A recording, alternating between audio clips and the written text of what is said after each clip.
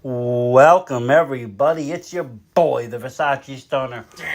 We're back with another episode of VSW Podcast, and tonight we're going to be talking AEW Revolution.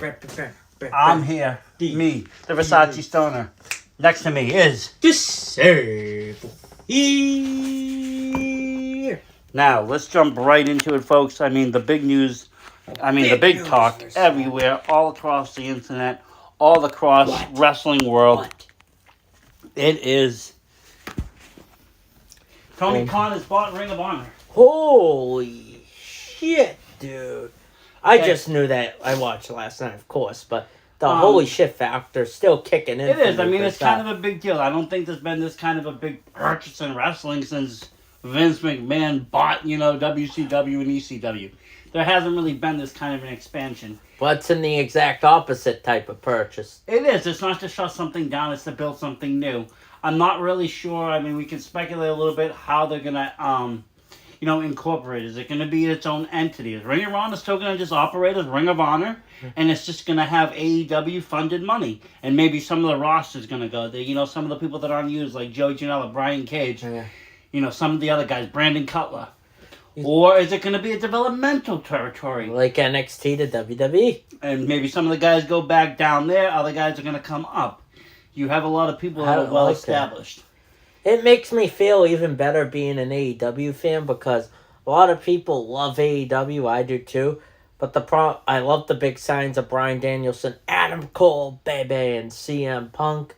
Don't get me wrong, but a lot of people that are hardcore indie scenes that watch AEW felt like their favorites that made it don't have a place or lost in the shuffle. Not because they're buried like Vince McMahon, just because it's hard to get all that. There's only 2 hours of TV time and a bunch of up-and-coming stars. Yes, exactly, and it's hard to do. And then, yes, they have Dark, and they have all the Elevation. They have that. And even there, it's now even been overshadowed with, you're not going to see so much of these guys that aren't utilized, because now they're just grabbing indie guys. Straight up indie people that we see on a weekly basis on TV. We've seen Paris Van Dale recently. We saw JT Dunn on Dark, Anthony. You're going to see all these people. We've seen them all. Little Mean Kathleen. She's wrestling in Worcester. So they're grabbing people like this. So, what happens to these other people, again, like Brandon Cutler and all these guys? Joey Janela. They're still lost in that shuffle. H2... But Angelico now, and Jack Evans. You can move people to Ring of Honor. You can move some of the tag teams around. You can do different things. It's going to be very, very fluid, I think. And it's going to be great for the wrestling world. People were scared what was going to happen with Ring of Honor. It would be a big gap. Would all these people run back to their home indie promos and, run their tours like so many indie stars do? They come back and they dominate the scene. Yeah. And they're on every single show. They're on every single card. They're champion on almost every promotion. By the end of the 3 months that they're there. And I think a lot of people were asking me, is this going to happen to this guy? And it's like, no, this is a great outlet now. Everybody's going to have a place to work. And it's going to be under AEW money. It's going to be a great thing. And there are rumors that the new document that's a separate entity, maybe Tony Khan used his father's share. It's a company that funds a Jacksonville Jaguars. I'm going to be honest with you. I have a little bit of a theory, and I think that, somebody that recently has left AEW might be involved in this new venture of Ring of Honor. That's who I think, too. And I think it's going to be Cody Rhodes. I think that Cody is going to have a huge part in this. He departed AEW for a reason. I'm sure Tony told guys like the Bucks, Omega, Cody. Probably didn't tell any of Listen, I'm going to tell you, these guys are great workers, okay? They can keep things under wraps. They've done it many, many times. We didn't know Moxley was going to show up at Dawn. We didn't believe Punk would actually show up. No. So, they didn't even just deliver that. They also delivered Bryan Danielson on top of Punk. And don't forget, he got lost in the shout. Last week, formerly Buddy Murphy, Buddy Matthews debuted. They bring people in, and they're very top secretive about it, and it's what makes wrestling interesting. Everyone cracks. I can already tell you what's going to probably be the main event of WrestleMania in LA next year. It's already being. But we don't even know what Dawn or All Out's going to be for this year. Exactly. So, I mean, there's a huge thing. But like I said, maybe Cody is somehow involved in this, and I really hope he is, because that would be great to see. But what if they do this, Versace? What if they put Ring of Honor on either True TV? What if they have it take Rampage's place and put Rampage on HBO Max? You could have that too. And also, I mean, don't forget, you got the Rhodes Academy behind it. There's also a feeding place for, talent. Yeah. It's like a very organized, a fair place for every... You'll get to see, like, the Trish Adores, the Willow Nightingales. You'll get to see Matt Taven's. I mean, they got a lot of people, it seems, from Creative Pro and AEW originally, and a lot of people, obviously, from the West Coast. Yeah. But a lot of it was from Jersey and the West Jersey Coast side. promotion. But, I mean, you had, like, a lot from us here. But, I mean, I'm speaking AEW. Obviously, the reason for this podcast, we're talking AEW Revolution. It's that time of year again. I mean, they run this card looks amazing. pay-per-views a year, which is like what old WWF was. WrestleMania, Royal Rumble, Survivor Series, SummerSlam, boom, boom, boom. What they do is they do TV specials or make special dynamites. And that's what they used to do in WWF. They'd have like a special Saturday or a special something. Even when they started the brand extension, they did a special draft for episodes. And that was always exciting. And this is just nice. I like 4 pay-per-views a year. And like I said, I don't know how it's going to impact with Ring of Honor. I'm sure they'll work it all out. But this card does look... Yes. We'll start with the buy-in. Let's talk about it. So the 2 buy-in matches are Chris Statlander versus Legit Layla Hirsch.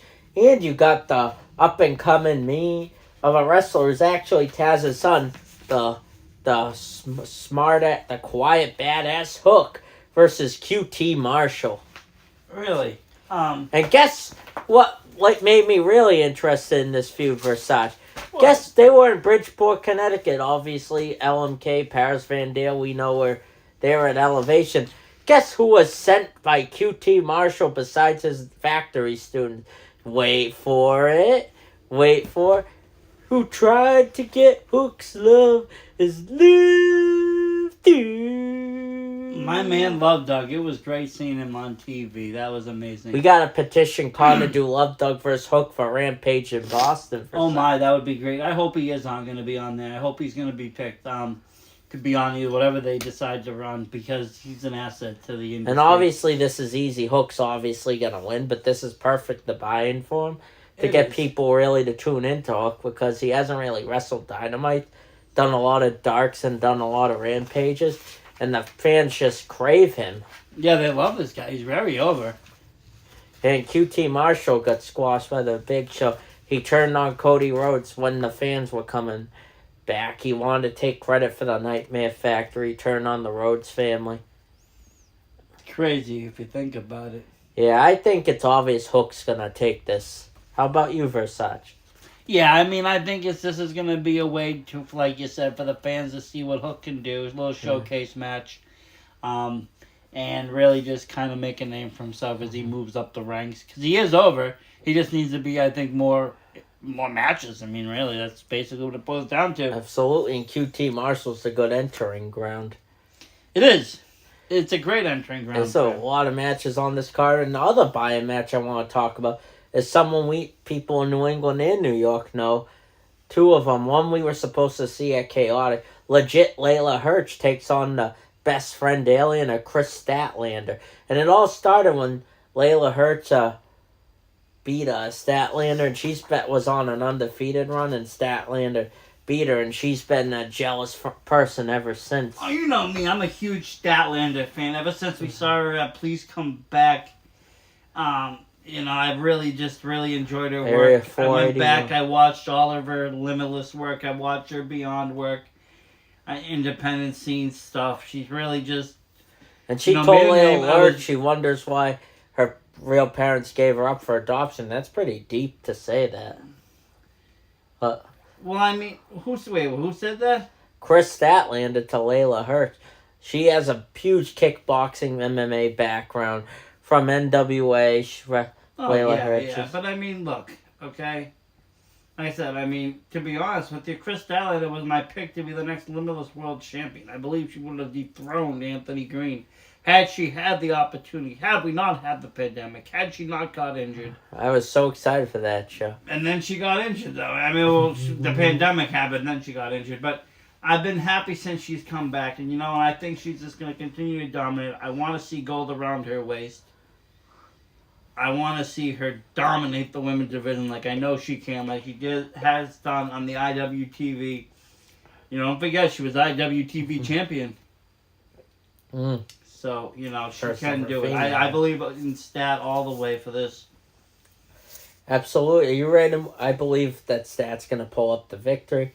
Now you ready to move on, Versace? Sure am. So, you got a Face of the Revolution ladder match, and every Revolution they've done, you know how they do the Casino Battle Royale for the men for Double or Nothing, and they do the Casino Battle Royale for the women at All Out. But they have a ladder match every Revolution. This is how Brian Cage debuted and got the shot at the title.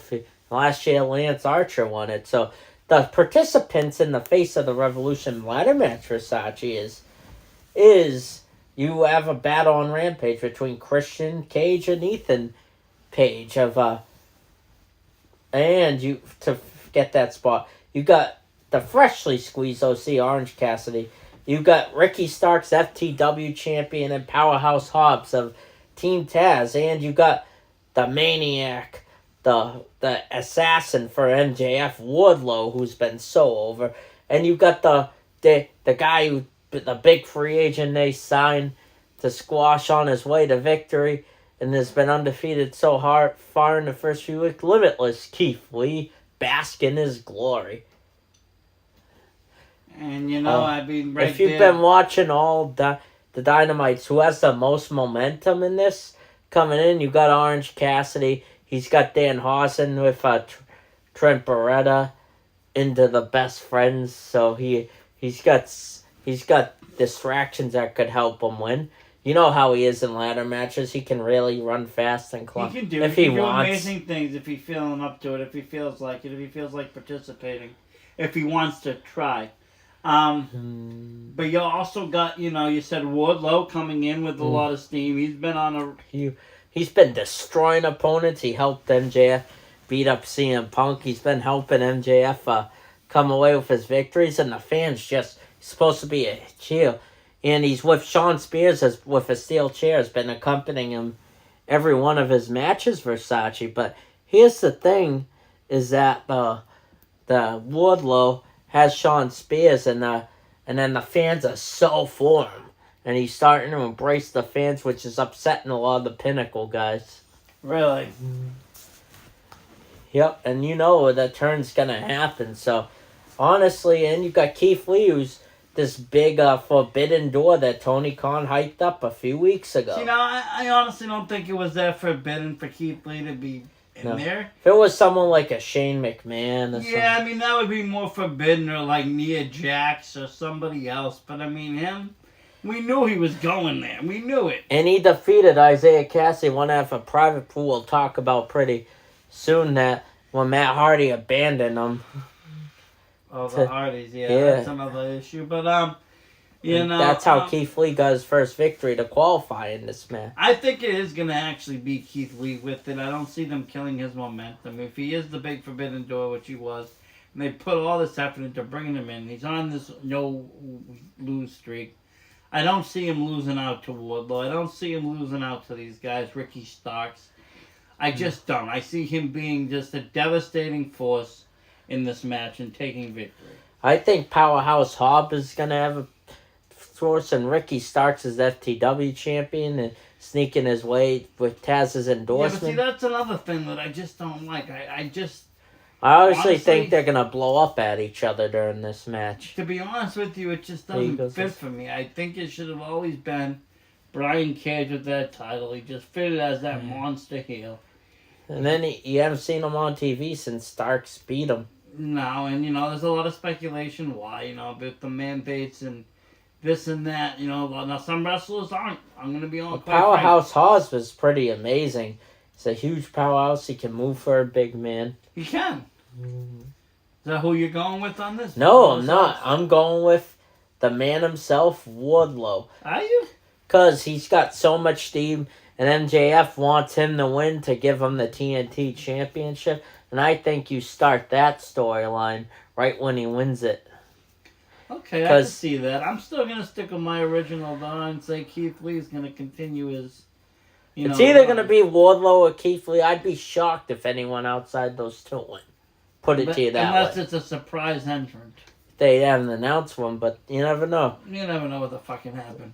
AEW's pay-per-views have been full of memorable surprises. We've always seen somebody new show up. I mean, we've always seen... Brian Cage debuted, and this was the first pay-per-view a few years ago after...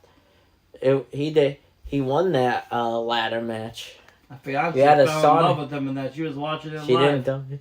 And they got he's that an Sonic awesome guy. I'm ring. gonna say Brian Cage is an awesome guy. You know, my fiance actually messaged him personally, on Instagram the other day. And he actually got back to her personally. Very nice guy. You know, great in ring, great out of the ring. And that's very important.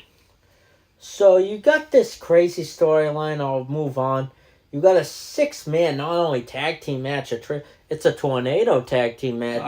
There's a TNT triangle storyline going. It's a Can't Bleed Frog match. So you got American Hardy Foundation operation. You got AHFO, the team of Andrade El Idolo, Isaiah Cassidy, and Matt Hardy versus Darby Allin, Sammy Guevara, and Sting. Everyone's been chasing Sammy since he won that ladder match against Cody to unify the interim and real TNT championships, and obviously Cody left WWE. But this isn't about Cody. This is about everyone's been jealous of Sammy and chasing him, whether it's Matt Hardy or Andrade. And Matt Hardy has had him on Rampage sacrifice one of the Private Party guys, not Mark Quinn, but Isaiah Cassidy. He's been eyeing Ty Conti from him and everything. Really? And Matt Hardy's been abusing the Private Party ever since every loss for that TNT Championship. He hints he wants to go wait for it. Extreme. Wow. I think I know what's coming. This is gonna be kind of crazy, huh? Yeah, he's lost faith, and he has the Butcher, the Blade, and the Bunny in that stable too. And you got Andrade who wants that TNT Championship. And great match. So you say he's about ready to break, huh? Yeah. And pretty soon, as you know... And Darby Allin and Sammy Guevara had an amazing match a few weeks ago to main event Dynamite. Two of the great champions. Darby Allin was a former TNT champion. Yeah, he was. One of the best, actually. But everybody said he was going to be waiting for Jeff Hardy to be broken Matt Hardy. And that might be coming sooner than later. And with fans, so... And fans, too, but... I mean, let's face it, both are, one is already here and one sooner than later. Exactly. We already got a show coming up this month. If we want to spend a couple of $100, we can go see them wrestle. I think they're wrestling the Briscoes. There's a Ring of Honor team. Now we know why. Absolutely. Now we kind of know why maybe Matt Hardy and this Briscoe deal got thrown into that Springfield show, wherever it is. Not Springfield, you know what I'm saying, Webster, whatever. Maybe that's why. Maybe there is a little because of that AEW Ring of Honor deal, And the fact that Sting is still able to go and wrestle occasionally for TNT and AEW is amazing. He's been Darby's friend, watching out for him and everything. Oh, these guys have been attacking Sting. He's done more than I thought he was going to do when he came. He can move pretty great in those matches. I was kind of afraid, honestly, when they originally brought him in, of what he was going to look like. When you saw that Undertaker-Goldberg match that scared me for everybody. I don't want to see any of my, legends that I used to watch wrestle anymore because I'm afraid of watching them look like shit. But, Sting moved, and Sting did great. And, the way they did a cinematic match in that Sting, Darby Allin, that was amazing. One of my favorite matches ever. Absolutely, that was amazing, that cinematic match. I really don't know who's going to capture this. This is kind of a free-for-all. And Sammy Guevara's defending that title again against Darby Allin and Andrade and Rampage this Friday, I believe. So he may not even be TNT champion this Sunday. No, he might not. And Andrade is kind of due for a title. Yeah, he's been very... he debuted with Chavo accompanied by Vicky right before they left Daly's place last year. We all thought that was a big, but everyone's been. Yeah, the Macaulay Black come in. Now Buddy Matthews lately. Yeah. Keith Lee. Everyone wants to be all elite. Well, that's the thing, and I just hope it doesn't become another WWE Junior. I hope it doesn't suffer the same. Or TNA. Well, that's what I'm saying. I hope it doesn't suffer the same fate as TNA when they started hiring all these WCW and WWF guys and bringing in Hogan and Bischoff and whatever else they brought in. They kind of spiraled their originality into just mayhem and bullshit. I just hope that doesn't happen. So far, so good. I think everybody's gotten their creative role to play kind of who they want to play. Yeah, absolutely. We don't see the same kind of... We don't see them putting silly gimmicks on people in AEW. Yeah. Absolutely. You don't see this. The only big money Matt Hardy is kind of silly to me. But we all know it's stalling time. But that's his own gimmick. Yeah. And the worst gimmick that AEW ever had was probably Liberian. And he was hilarious, educated lies. Yeah, now he's a wingman. Even if that is better than some guy coming out playing a Red Rooster. Honestly, seriously, think about that. We had a Red Rooster in WWF running around, and this guy would come out and go cock-a-doodle-doo. And this is supposed to be a serious profession. Goon. This is supposed to be a serious thing.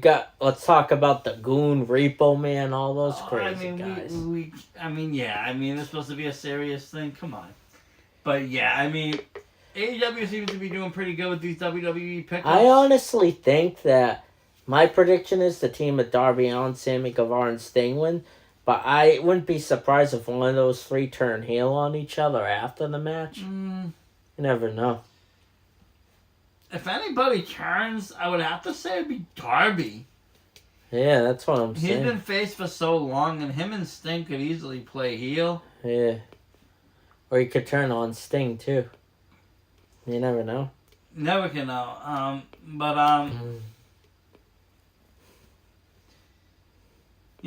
It will be... I don't know how the fans would perceive it. I personally wouldn't mind it because I'm a fan of heels.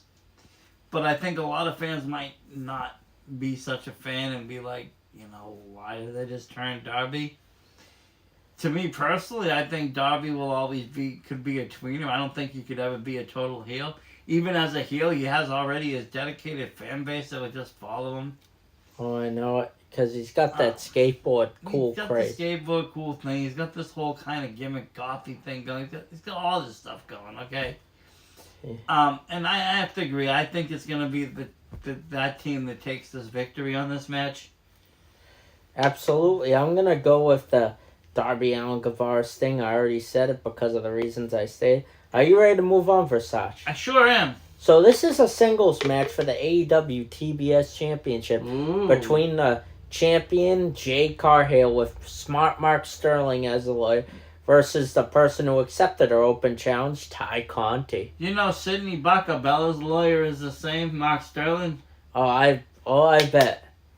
I wonder if he had to be used tonight. He was fighting a match with Little Mean Kathleen, and there was restraining orders against Ted Goods, all sorts of things. But I always like seeing Mark Sterling, and he is one hell of a man to have represent you.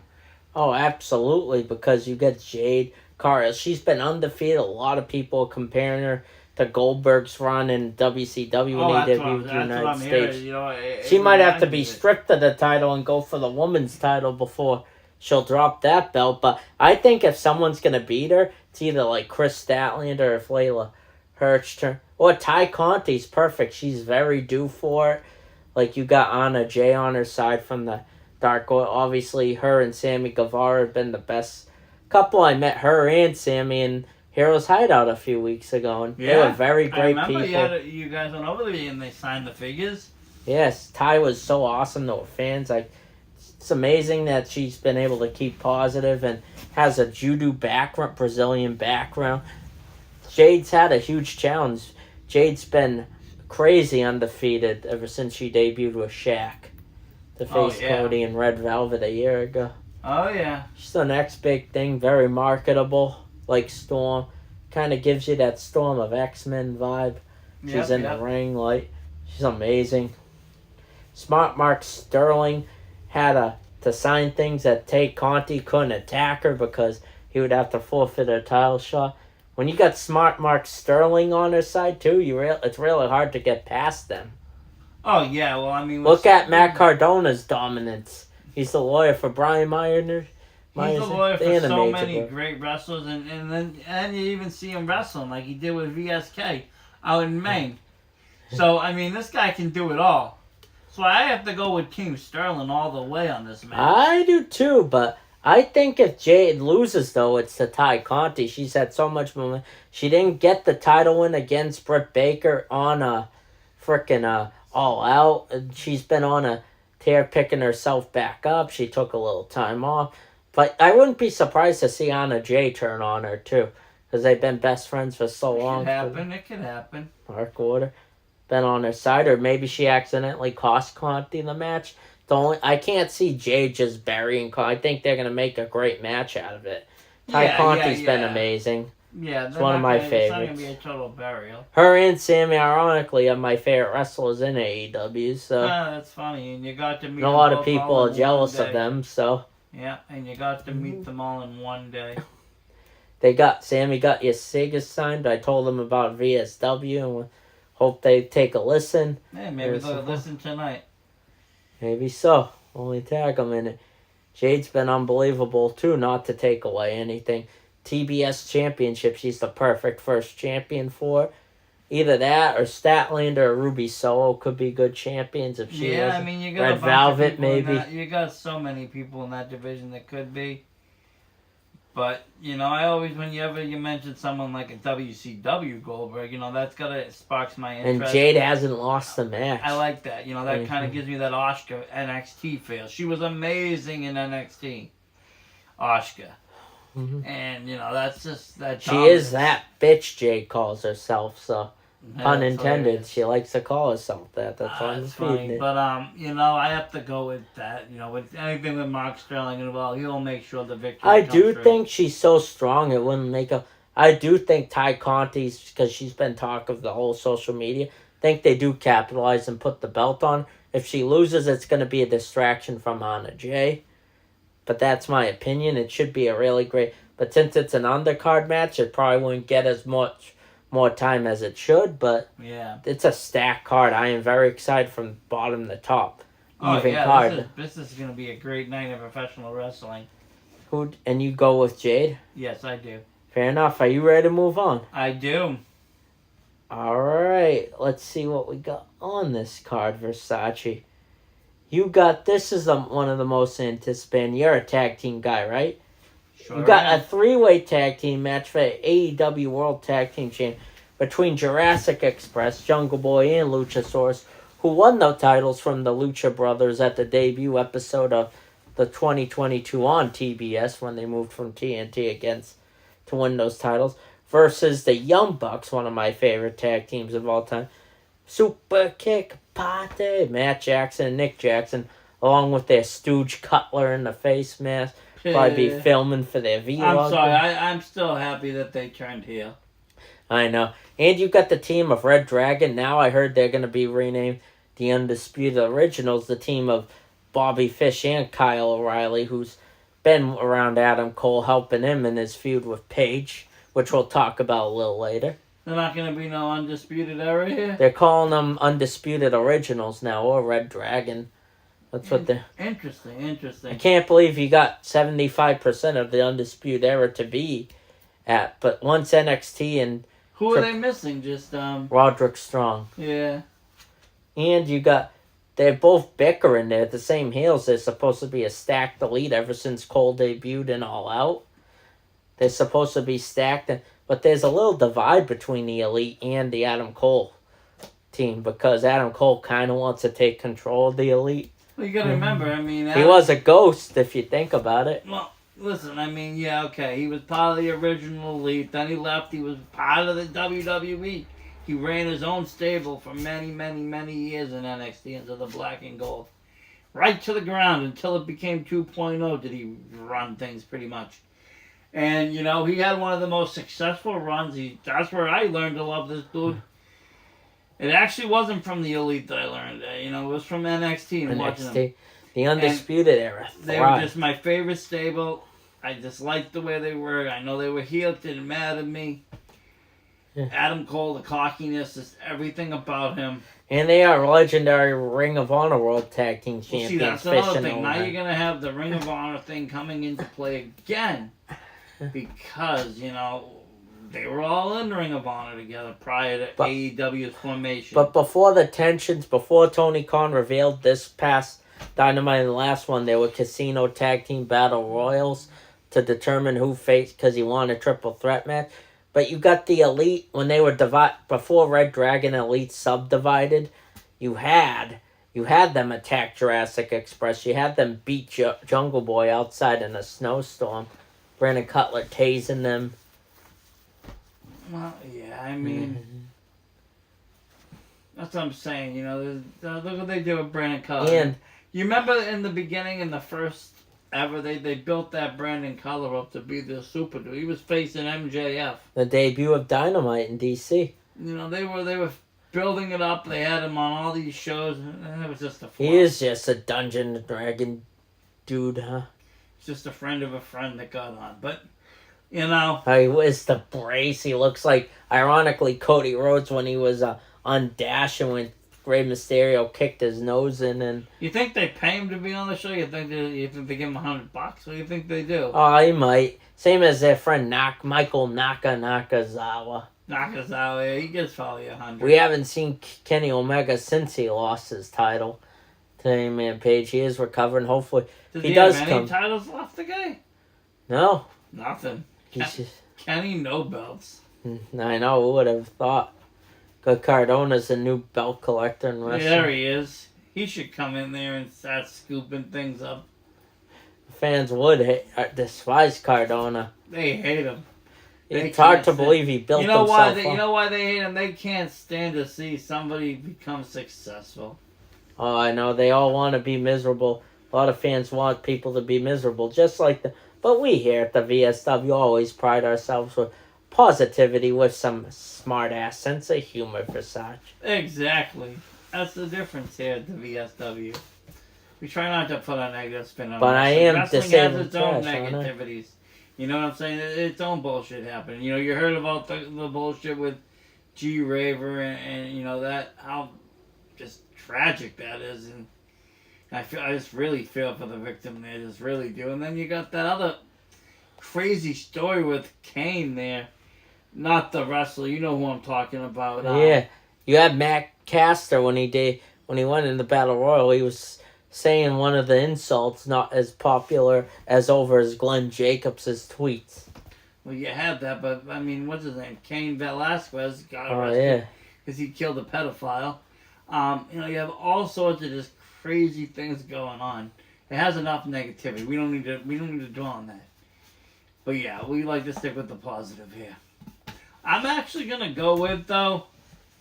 I think I'm gonna go with Adam Cole's team here. I really think so too. I think the Young Bucks are gonna turn face again. I just sense that. Yeah, I think so. And Adam Cole will be the heel team stable, and I just think so. Maybe he recruits more people to him now that you got Ring of Honor guys. Or maybe we're not gonna. Maybe we don't see. Maybe we see Bullet Club back. You got Bay in the Bullet Club now. You know, you could see that. You could see anything happening. I mean, anything is possible now with Ring of Honor back and no one's talking about this Forbidden Door anymore, but I think it's more open now than ever. Oh yeah. Like honestly, my favorite match all year, you love tech. That was that steel cage match and All Out between Death Triangle and the Lucha Bros faced the Bucks and ended their 300-day reign at All Out. One of my favorite tag matches. That was amazing. These guys could replicate that success in that 3-way tag, but don't forget Luchasaurus and Jungle Boy have been dying for these guys to hold gold for so long, and I'm glad they're way overdue. And they capitalized on. And you got Christian who's been playing around with them. You think Christian at some point turns on them? I don't know. I mean, but where has I haven't seen. He kind And of got lost in the shuffle. His famous partner is wrestling at WrestleMania. He won't be able to join AEW, but No, but Marco Stunt's kind of missing too. I know I haven't seen him around. Last I saw him was at GCW. I mean, he might have been on TV. He never got a figure like them, so no, he didn't. Which he out. should have honestly been with the ringside exclusive. Absolutely. Just saying, that's my opinion. But I do think I'm gonna go with Jurassic Express retaining, believe it or not, because there's tension between the undisputed part of the Elite and the original Bullet Club side of the Elite. I do think Kenny Omega comes back, and I'll tell you why a little later, but I do think that they'll turn on each other, the Elite. They're already ready to implode when you think it was stronger than ever. Be Young Bucks against Kenny Omega and maybe trio. Maybe they'll debut the trio style they've been talking about. But then you might, like I said, I still think that maybe Cody Rhodes will be running Ring of Honor. You could see that. Are you ready to move on, Versace? I am. All right, the next match on this card is a heavily anticipated match. Kind of a dream match, if you say so. Two guys that got real over with the fans, and one wants to team with each other to dominate the whole world and the young talent, either lead them or destroy them. And the other guy just came back from rehab and just wants to kick ass, looks way younger, way thinner, way happier. You got the match of Bryan Danielson versus Jon Moxley. Dream match, right? Yeah, this will be a 5-star match. It all started because Bryan Danielson's been obsessing ever since he's put on some 5-star matches for the AEW World Title, but he hasn't got the job done when he faced Omega at the Grand Slam in the New York debut, and when he faced Hangman Adam Page in a draw too. And it's made this guy fiery, made him heelish, made him hate. He faced Christopher Daniels last night, and he said Ring of Honor is where we always shook hands before and after, but I'm not in Ring of Honor. I'm in AEW. I want Jon Moxley on my team. He's been saying that for weeks. He's been mentioning young guys, the kind of guys like Top Flight. You'll know this name, Daniel Garcia, Willa Yuta, Lee Moriarty. He wants Jon Moxley to...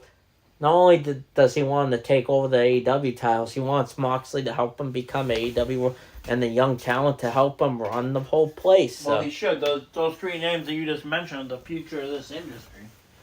Absolutely, but Moxley said he has to bleed with him before he could team with him. Well, you know what he should do then? He should take Yuta, he should take Garcia, they should wait till about August, go to the H2O Center, have a triple threat match for an hour. Believe me, you'll be bleeding, sweating with them. And you'll feel like you're in the desert. You guys will just bond together, melt and bond. Melting. It was so hot in that day in there, but we saw those two pour their hearts out and give a 1-hour spectacular match. These guys are in great shape to pull that off. Most people would be in an ambulance. And I mean, people might give him shit, but even Sidney Bacabella was able to wrestle under those conditions. I know. Where I hear people say that it's too hot and they gotta stop after 2 minutes of trying to do a promotion. Do a promo. And they all want to do deathmatch fighting. But they want to do deathmatch fight. It makes me laugh. But then you got real workers that will work in any condition. Because you know what? That's what it's all about. Getting through the show. And this Bryan Danielson just shows up in a t-shirt, doesn't promote merch. He doesn't do the yes chants like he did in the... No, because he's got that old-fashioned head kicking. Now that Ring of Honor I really believe that freaking Vince somehow... when he bought, the copyrights to Daniel Bryan, what was his name over there? Daniel Bryan. Daniel Bryan, yeah. Sorry, I wasn't really a big fan of Daniel Bryan, and I thought the Yes movement was ridiculous. But I believe when he, copywritten the name, he also copyrighted the Yes movement and the Yes chants. That's why and the fans were going crazy at All Out. And when he came, the fans were doing it. He just was like, no. But he let the fans do it. And, I think he just can't say it. I'm pretty sure you'd have to pay Vince a good chunk of money.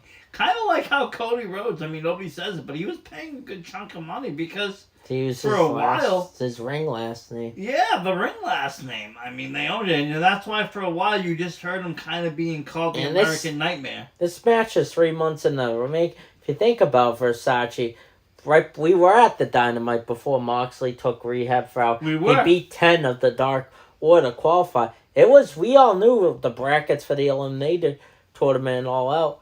Moxley, Bryan Danielson faced Miro. We haven't seen Miro since he lost to Danielson, but we all knew it was supposed to be Moxley versus Danielson for the #1 contendership in the Eliminator Finals. Yeah, that's what we were kind of banking on would happen.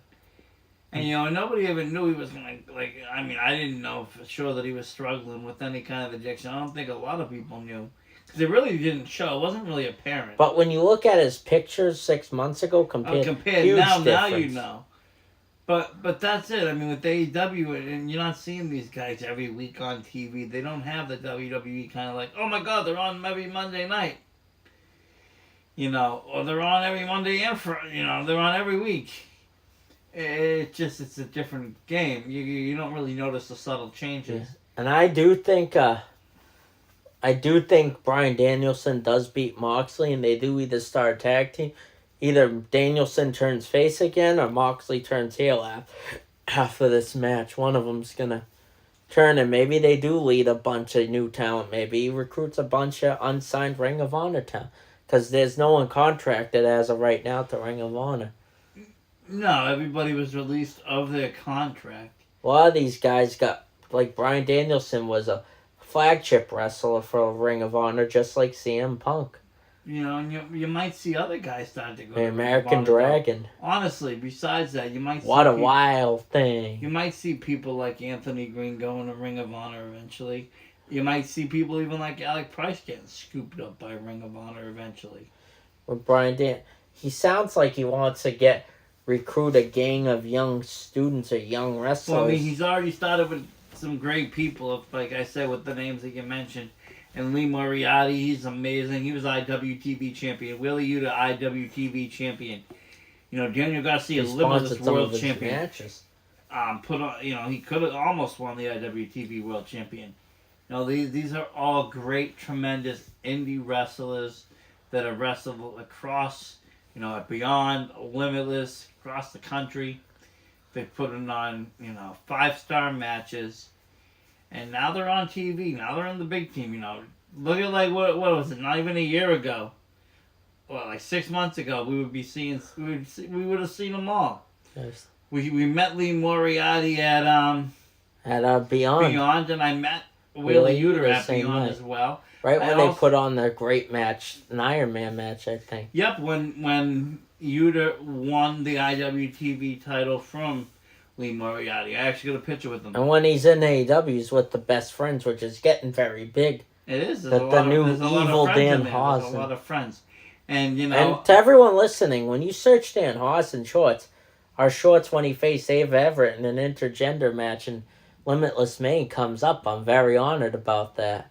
Yeah, it's pretty cool. We actually got that footage. Teeth. Yeah, the teeth. And Dan Hawson does great. And like I said, all these guys that are coming in, they're like indie superstars. It is a super stable of indie superstar youngsters. And, Dan Hawson isn't that young, but, who knows who else they pick out of Ring of Honor and who else they get out of the training schools. And maybe they do start a stable. Maybe they start their own. I don't know, whatever they do. But I tend to agree with you. I think Bryan Danielson is going to pick up the victory as well. But I hope it's a bleeding. I hope that there's some weapons. I don't think you need it, but they got this old-fashioned, hard-hitting style. It's going to be a very hard-hitting, Moxley's a great brawler versus one of the greatest technicians in wrestling, Bryan Danielson. You do. You got the best of both worlds here. So are you ready to move on? I am. Alright, so this match I'm really, really looking forward to. It's almost the 1-year anniversary of the first ever women's unsanctioned St. Patty's Day Slam match. And they are facing each other for AEW Women's World Championship versus Dr. Britt Baker, DMD versus Thunder Rosa. This is a dream match. This rematch in the making. It all started, Britt Baker recruited the highly reputable veteran Mercedes Martinez to assist her with Jamie Hayter and Reba, obviously Rebel. I'm sorry. I'll probably get heat for that, but Dr. Britt Baker's been on a tear ever since he won the title with 100% capacity against Hikaru Shida at Double or Nothing last year. Oh, she has, and she had her little blood and guts moment. They even made a figure of it. She'll probably want to wipe the blood off her with her terrible towel. Yep. She is a and pitcher, this I think is gonna be great though. And I'm a huge Thunder Rosa fan. I'm a huge Britt Baker fan. I honestly believe Britt Baker should have been the actual first AEW World Champion. They put the most spotlight on her, and then they kind of did nothing with her. She's been great ever since she did turn heel a few years ago. Oh, once she did and she made that transition, she's just really taken things, by the reins, and she's, ran with it. And she's got herself a little posse per se. But with that being said, Thunder Rosa is amazing. She's been awesome. I saw her in GCW pop up, and she, the crowd went wild, and she kicked ass. So this is a great, like I said, rematch here. And I don't know. I think Thunder Rosa is going to take the victory. That's what I think. The momentum between her is very huge. She has a ton of momentum, a very reputable veteran for female wrestling. I don't know how they're going to outdo their unsanctioned match, lights out match from last year, which we did cover if you go all the way back. If you go back, you will see. We started to cover the VSW, started doing this stuff back in February, so we're over our 1 year anniversary of covering wrestling and covering the shows we've covered. And Britt Baker retained her title against Ty Conti at Full Gear, where she beat Statlander and All Out, and she won on the debut Battle of the Belt special on TNT against Rio, so she's been on a tear.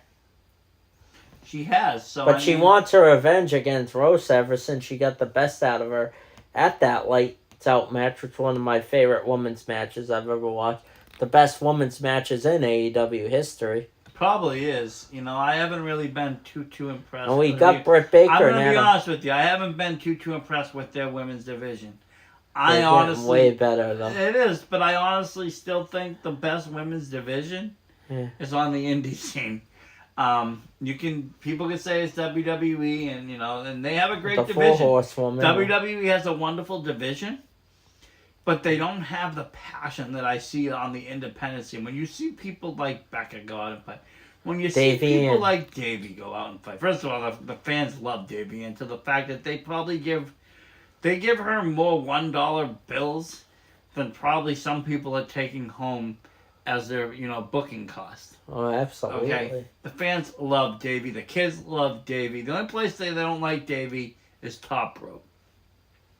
Oh, but even there, she still has diehard fans that gave her money.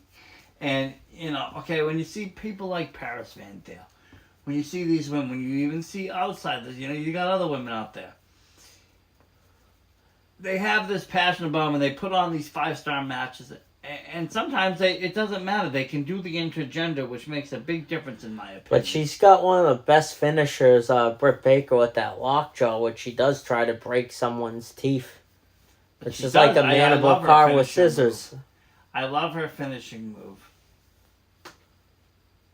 I really do. But honestly, it's hard to say. If Baker had won that match last year, I think it would be easy to say Thunder Rosa would win, but you really don't know who's going to pull this one out. I think that Britt Baker is going to pull this off, but I think she'll either get confrontation from Martinez this time around, and maybe at some point Mercedes Martinez will take on Baker for the belt. Because she hired her to beat up Thunder Rosa, but they turned on her. Right when they had the Cobra Kai manager on as their side, she recruited him. Jesus. Yeah, so you don't want to match with that dentist, Versace. No. Break your teeth in half. She will. Especially if you're not a Steelers fan, which we aren't. Oof. Oh no. But yeah, I have to go with Britt Baker on this one. I think she's gonna find some way to pull up the victory, but that will lead into a deeper storyline.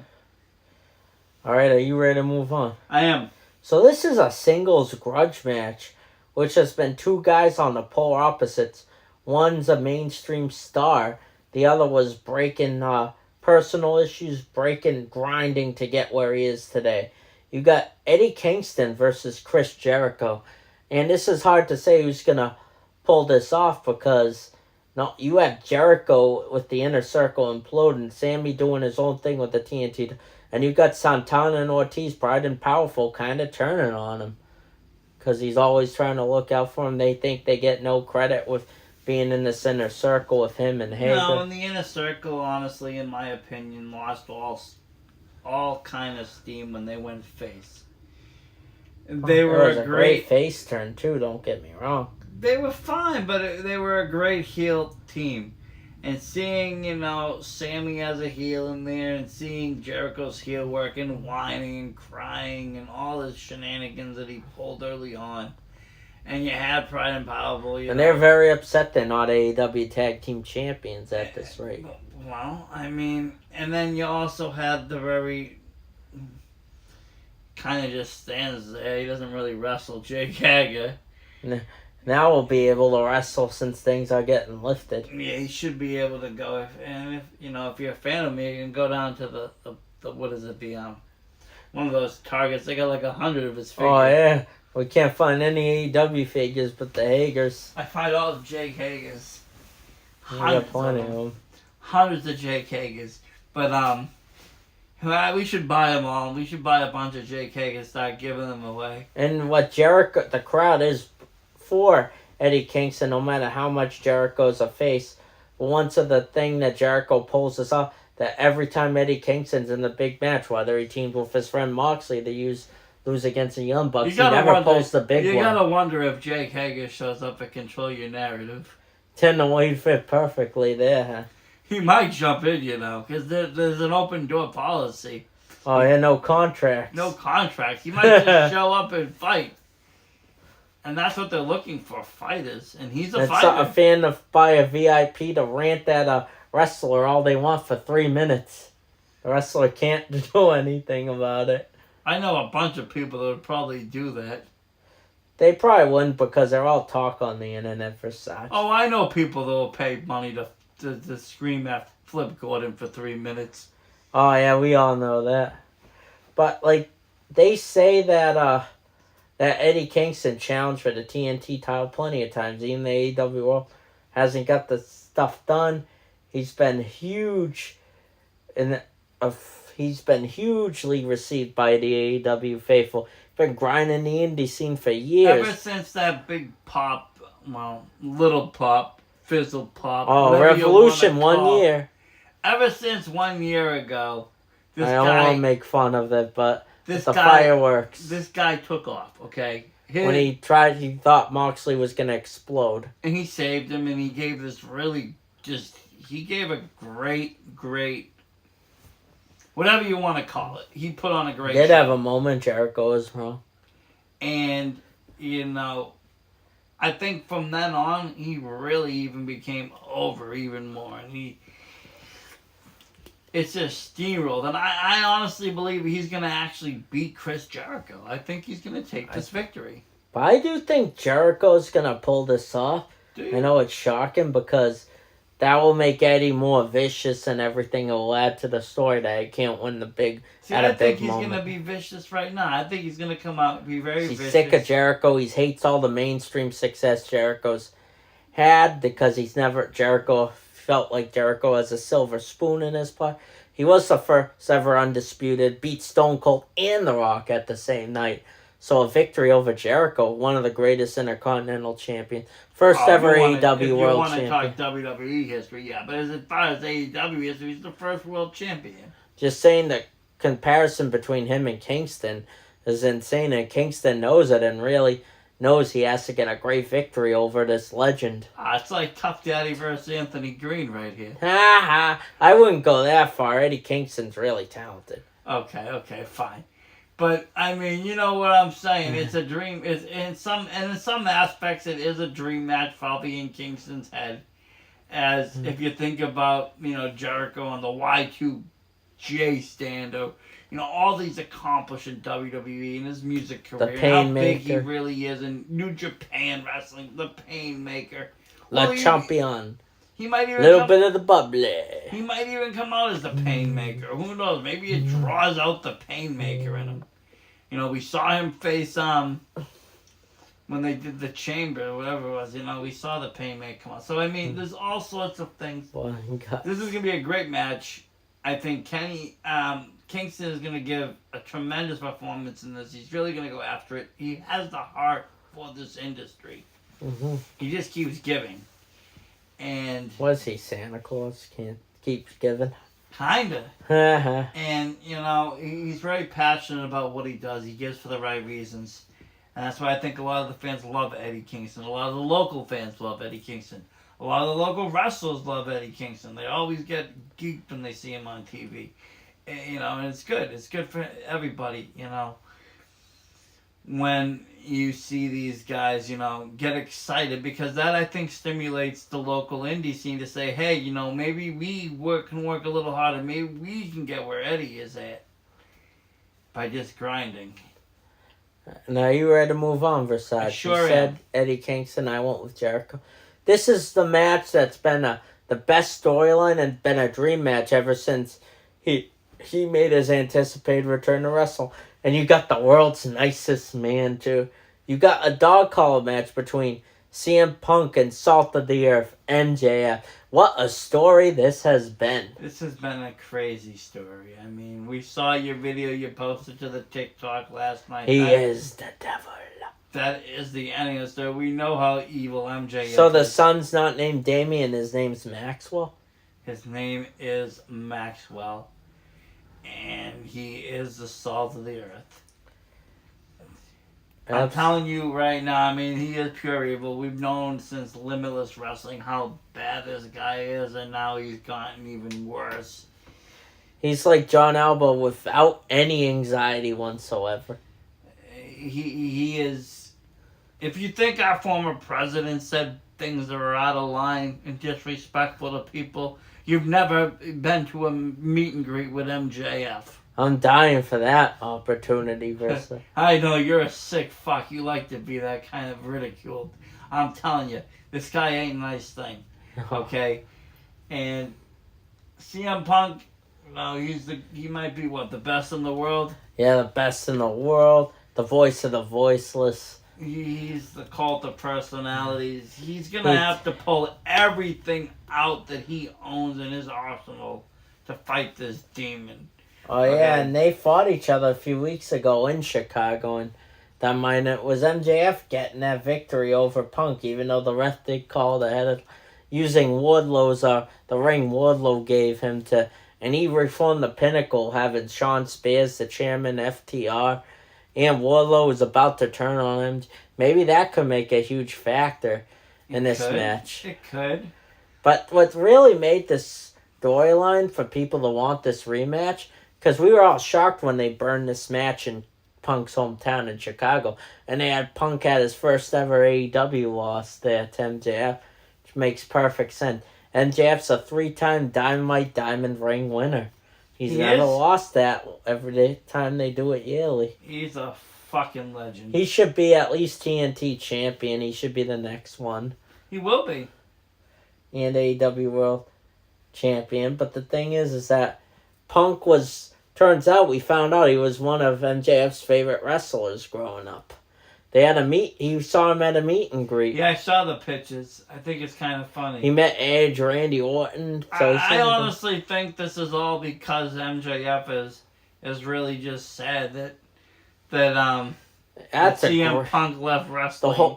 And I think it made him depressed. I think it made him bitter. And I think that's when MJF became miserable, is when CM Punk left. And he loved it when Daniel Bryan and CM Punk faced each other for the WWE title back in the day. Yeah, but I think when CM Punk left... In his adulthood. I think that's when MJF went sour. When he became mean because he said he was bullied last week He did. That was a babyface promo where he was joining the football team, and they all made fun of him for being Jewish. People were starting to not hate him again and everything. And he said Punk let him down when he quit wrestling. He did, he probably was made fun of in school. Wrestling was his probably outlet. As it is to so many people, whether it's anxiety, depression, being made fun of, whatever it is, wrestling is an outlet. People go to it. And, they latch on to these characters very hard sometimes. When you have emotional issues, you latch on to these characters. And he latched on to CM Punk for whatever reason. And, him leaving, that abandonment, that kind of abandonment to him is like almost like his dad walking out and walking away from him. I'm telling you, it's psychological damage. It happens, though. And I'm telling you, it's probably what changed MJF. This is probably what made him into the evil that he is today. Now he had no outlet. He had nobody to look up to. His idol walked away from him, and he probably started to take it out on everybody and everything around him. Yeah, and they had after that, CM Punk did come in the ring last night saying that he meant that he did a reference to some of the past things he did when he used to yell at people when it made you bitter. He used to bury someone's father's ashes to him, and he was talking about The Undertaker. Talked about making fun of someone's alcoholic problems like he did with the whole Jeff Hardy feud. Oh, Jesus. And then MJF was all sad. He wanted to give CM Punk a hug. They hugged, and when CM Punk was off, and then he kicked CM Punk by the balls. Yep, he did. And CM Punk questioned if he was really this bad of a person. Because he made some mistakes. We all know that he wasn't perfect. No, of course. Whole feud walking out with because he was miserable. I couldn't blame the guy, When you watch that podcast I don't with blame Cole anybody that walks out of WWE, and especially after hearing the madman that runs the company on the Pat McAfee show today. I mean, I don't know. I don't know who's crazier, him or the president of Russia. But, you got Vinnie Mac, and, I don't even know how he's going to handle this whole, Ring of Honor thing. Wonder if he just buys out Impact. If he buys out Impact. And Nick Khan will run Impact. He starts another promotion. Do we see NXT 3.0? There's already NXT 2.0 and Level Up. We might see another show, who knows what we see, but there will be some counteraction to this. Yeah, but I am really looking forward to this dog collar match. I am too. Punk got to dog pick collar that matches, stipulation. first of all, are amazing. The last one we saw, I believe, was with Rip Bison. He don't want to do that at a steel cage match, but the steel cage he could run away from, so he chose. No, you can't run away from a dog collar. Like I said, remember we saw CM Punk has a huge advantage. Rip, was it Rip and Beef? Rip and Beef.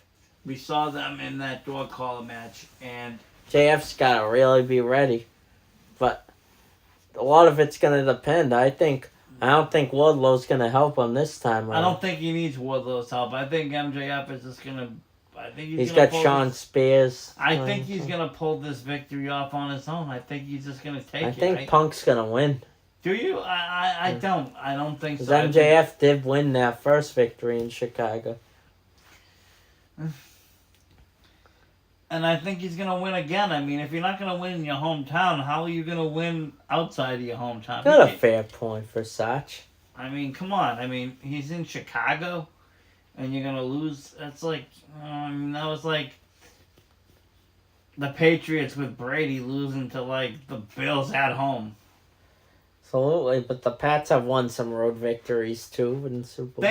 They have, yes. Okay, and I'm not going to say, I'm not going to count, CM Punk out, but you don't know how crazy MJF really can get. If he could get that crazy last night on just regular TV, imagine how crazy he can get at a pay-per-view.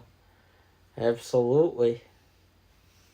I would just be prepared for anything in this match. It's like I said, it's very psychological deep. This dude has scarred MJF's brain when he was younger. It's very psychological. We'll see CM Punk make Maxwell go to sleep with the dog collar. It's gonna be brutal. I can't wait for this. It will. I can't The wait. best storyline heading into this match. It is. It's my favorite. This is a dream match we've been waiting for a long time. The promos itself were amazing. They're two of the best on the mic. They are. And you got... Are you ready to move on? I am. So, you got for the AEW World Championship. You got Adam Cole, baby, versus Heyman Adam Page. You know, I think this is a great matchup. I think it's a classic. I think it's going to be a great 5-star match. I'm really excited for it. Of course. But I believe that somehow Adam Cole is going to steal this title too. I think he's going to steal this. I think they're going to steal the tag. And, there's going to be a little undisputed era like they did when they had all the gold in NXT. Do it. And I think they're going to do the same right here and kind of walk out of this show with everything and be like, yeah, fuck yous all. We got it all. Bye. Absolutely. He did defeat Kenny Omega for the World Championship with one of my favorite matches at Full Gear. It was a classic, and we haven't seen Kenny Omega since then. We found out he's been injured. And Page finished with a rivalry. Both Adam Cole has the Red Dragon and get to kind of reunite the Undisputed Era we were known for in NXT and Ring of Honor. But you also got the Dark Order on Page's behalf. Well, that's another thing. I mean, you're going to have a very big stable of people on Page. But then you have, a very serious, deadly kind of stable with Adam Cole. So, in the Battle of Adams here, I don't know. I'm still going with Adam Cole. I think him and his team is going to pull off all the victories that they're going to pull off and walk out with all that gold. Or maybe you have Cody and other people appear at the end of this. Well, that's the other thing. We don't know the Cody. We don't know the Ring of Honor factor. You could have Cesaro pair as Claudio. You don't know, like I said, you don't know the Ring of Honor factor either. Does any of those guys show up? And obviously, Paige and Cole are known believe for me, Ring the of Honor. guys, I'm pretty sure, any of the top talent, most likely the owners, this just didn't happen yesterday. It's not like Tony Khan woke up yesterday morning and said, hey, I'm going to buy this promotion. It probably was decided maybe even before they went on hiatus. He was going to purchase this. And maybe that's why they went on hiatus, so he could restructure it. Okay? But this has been planned for a while, so we're going to see something in this. And there's no coincidences, they say. Well, I mean, he had to announce that for a reason, that he bought Ring of Honor. He could have waited, and he could have announced it at the show. Could have. He could have announced it that Dynamite after. And only... Why announce it before? Because obviously we're going to see something related. We have to. It only makes sense. Absolutely, Versace. You also got Heyman Page retained it a few weeks ago in the Atlantic City debut in a Texas death match against the Murder Hawk monster Lance Archer. And he had that draw against Bryan Danielson, so he's been a pretty good fighting champion. He's came a long way since he faced Jericho for the first ever match for the AEW. We almost put on a Texas death match, with that guy Billy versus Tony Spencer. Oh, I know, but you know what happened with that. The guy got horrified when they wanted good money, so... Yeah, they actually wanted to be paid, and the person paying was mortified. But yet he wanted to pay low, untrained people $100 minimum. I don't know, man. Whatever and blame it on the podcasters. Whatever floats your boat, guy. That's the way the industry works. But, I'm really excited for this matchup here. I really am. I think they're going to come out. They're going to deliver. This is AEW. It almost always That delivers. trios match was great the other night between Red Dragon and Adam Cole versus Dark Order. I mean, they're definitely with getting Silver. better. Okay, I'm not going to lie. During the pandemic, it was kind of boring. And after that, it was like, as it got, fans came back. I hadn't been really into it. Now I'm starting to get back into it again. I'm starting to get excited for AEW again. getting excited for that every week feeling like I had before the pandemic. Exactly, and I think it's going to continue. You know, they're going to get better at this. It's going to be a great show. It's going to lead into Dawn, which is probably one of my favorite shows of the year. And especially since it's back in Vegas this time, or at the T-Mobile Arena where the Golden Knights play. If it wasn't so close to my wedding, I'd say we'd be there. But we're going to try to go to All Out this year. I hope so, buddy. That's for sure, to say Wolf. That is sure. I am so excited. You got the other night, they had the last laugh, Adam Cole and Red Dragon duct taping Heyman Adam Page, taking advantage, injuring John Silver, and made Heyman Page bleed. But you also had story times back and forth with Adam Cole and Heyman Page to lead up to this show.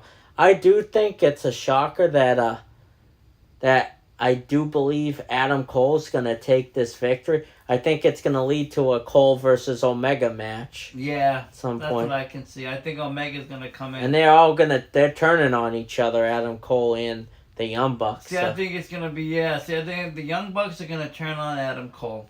I think it's the other way around. You're going to see this happen in that tag match. And he's trying to be that voice of reason between Kyle O'Reilly and Bobby Fish and the Young Bucks. He's not, though. He's just going to go. He's just saying it. And Omega is going to join the line with the Young Bucks and fight Kenny and, his team, and fight Adam and his team. And I think that's going to be, the trios. And that's going to set up maybe a 3-on-3 match or a trios title in Dawn. Absolutely. Especially if they have all the gold. You also have the Owen Hart Cup being awarded in Dawn for men and women. Yeah, that's another big thing coming up. So very happy. I can't wait to get my hands on an Owen Hart figure. Oh, we're going to have to go crazy looking for those, but we'll find them. We will find them. We find all the hard-to-find figures. You can even check out some of our adventures on YouTube where we actually post some of our searching. So what match are you excited for the most out of everything, Versace? Me personally, I think that it's going to be...